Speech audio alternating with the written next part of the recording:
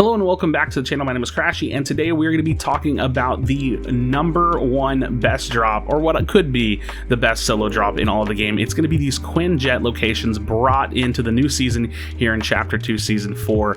And man, this drop is crazy. They're all over the place. Home of the Stark's Rifle, the Groot Baller, and the Silver Surfer board mythic items. So some crazy loot that can be scored here. And I kind of want to bring you my strategy, how I've been doing it, and just a little bit of information about the drop in general. Now, this is going to be the map that I populated, had a little bit of help, so shout out to TytyPlayzz on Twitter for helping me fill this one in. But there are 15 total potential locations where these Quinjets will spawn, and they will be spawning at the very beginning of the game, but there's only going to be 4 per game. Now, you're actually going to be seeing me drop in. I really just made this video as a lot of examples. It gives me some room to talk about some of the things that you might experience, but a couple of these examples are just in a solo custom by myself, where I'm going to be talking about the strategy of landing and then giving some other information as well. Now, here's the general strategy. I try to land here on this like henchman chest, and this will actually give you about 100 materials, maybe more. I'm still trying to figure that out. It seems a little inconsistent, but it always drops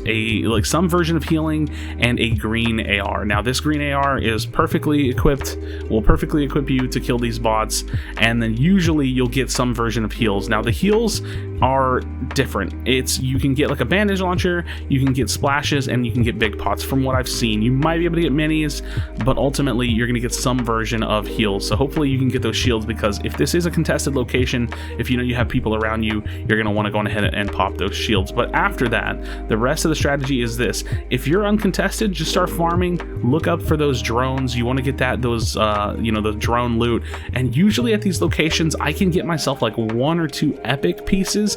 You can see that with the TAC SMG there, and these drones, I'm pretty sure the drone is where the mythic net will spawn. Now, we're going to talk about the mythic spawns here in a little bit, because they're a little bit interesting, but you can actually see this is another strategy some players will use, and I'm kind of showing off why I don't like it. I tried landing on these drones sometimes. I've actually done it a lot in like arena and in solo pubs, and I just don't like the way that it works. And one, I fell off here, and I'm just showing that as an example. This is another really interesting example. I got splashes. I got a lot of splashes. The problem is, for some reason, I had some kind of a reload bug there, but I splashed the drones, which I didn't know was possible, and I wanted to throw that example in here. But to talk about landing on the drones, they're all in different locations. They're in kind of weird spots. Sometimes you don't know if they're going to be where you want to be. Like, I could land on this one, but look how far away I would be. And so ultimately, for me, I've just been landing in the actual jet itself. Now, I get that, those materials, I'm splashing myself up. I actually saw a player land across from me, and now I need to work on these Stark bots, because these Stark bots, they're actually not the worst AI I've ever fought, but they're not super easy to kill either. Like, they will damage you. You can already see that I've taken a little bit of damage. This player running around trying to kill one of them to get a gun, and I mean, I just didn't build enough, right? You have to be careful. I wanted to show a literal failure from a pub game. I was playing these a little bit loose, but still, you know what I mean? You have to be prepared for it. So again, landing here, and this is the bandage launcher example. I try to reach for my AR, but because I picked up the bandage launcher first, I actually pull out the bandage launcher and take a little bit of damage. Now, look at this. Not watching my right door, I'm taking some more damage, and these are just some of the things you have to think about. Through repetition, you start to understand how this location works, and this is just a solo pub, but I have to be prepared for people to pull up on me. And this game, this is another example of why the mythics, I want to talk about the mythics here. The mythics, I'm pretty sure, like I said, like 99.9% sure, actually I'm 100% sure that they spawn in the drones, and players will do that other strategy that I talked about, where they will drop and they will land on a drone. Now, here's the thing: you can't really guarantee that you're going to get the mythic here unless you like wipe everybody out. But this player actually dropped. He got the drone, and he could have flown away, because this is the Silver Surfer board. He could have used the Groot Brawler and just rolled away. He could have healed up. If I tagged him, he could have been gone. And ultimately, I feel like with this particular strategy, or these particular locations, it's a great potential to get yourself an amazing weapon, because the Stark's Rifle is really the main reason why I like landing here.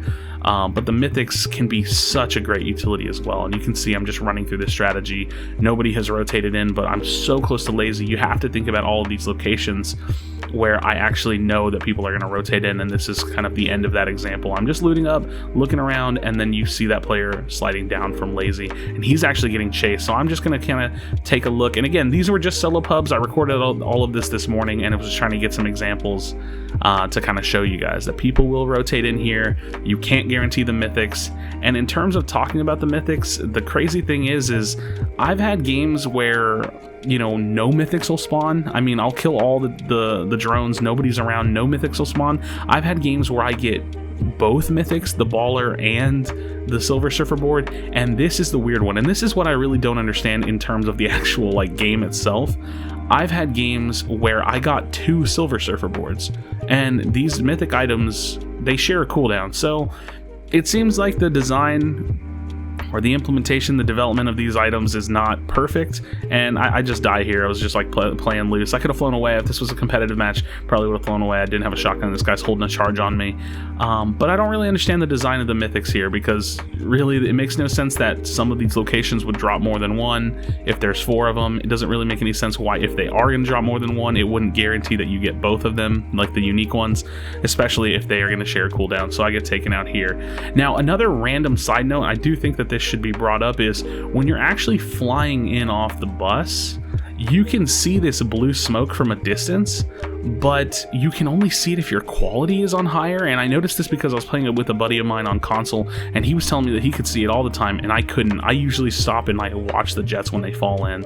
So if this is your strategy, you might consider turning your quality up to like high or something, medium or high. I haven't really tested it all that much. You can actually see it in some of my early examples. You can see that blue smoke, medium or high quality, just to see it off the spawn, and then maybe turning your quality down. But that's definitely something you'll have to think about. And this final example is, again, just letting you know that people will drop here. You know, that guy landed on that drone, and he actually knocked down the drone with a purple scar, I believe.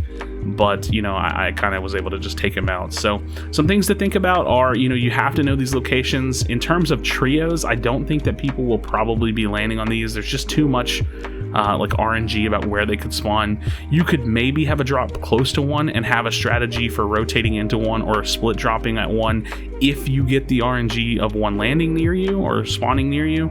But ultimately, I think that for a solo strategy, this is very viable to land here and then turn this into some kind of a loot route, whether that be you're actually planning a specific location off the start, or if you are just landing at one of these randomly. It's up to you, man. There's so much options in Fortnite, but ultimately these locations are super sick, and you can't guarantee yourself you're going to get the mythic, but you will get yourself a Starch Rifle. So thanks for checking out the video. I definitely appreciate it. Make sure you drop a like and subscribe to the channel with post notifications on if you enjoy the content. I appreciate it again, and I'll see you on the next video.